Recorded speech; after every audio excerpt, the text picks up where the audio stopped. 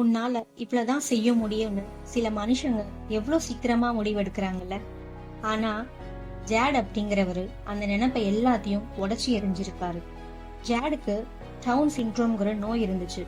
அதையும் மீறி அவருக்கு கல்யாணம் ஆகி அப்பாவாகும் போது கூட இருந்தவங்களே அவர் இதை எப்படி சமாளிக்க போறாருன்னு இலக்காரமா நினைச்சாங்க.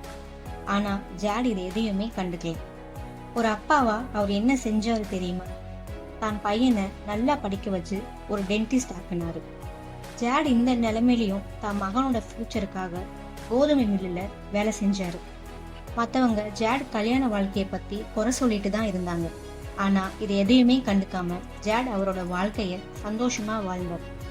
இதுல இருந்து நாம கத்துக்க வேண்டியது, உன்னால இதை செய்ய முடியாதுன்னு யாரோ சொல்றதை கேட்டு நம்ம செய்யாம இருந்திருப்போம். ஆனா இனி அப்படி இருக்க வேண்டாம். மாதிரி நிறைய விஷயங்களை தெரிஞ்சுக்க இன்னும் எங்களோட சேனலை சப்ஸ்கிரைப் பண்ணுங்க, லைக் பண்ணுங்க, ஷேர் பண்ணுங்க.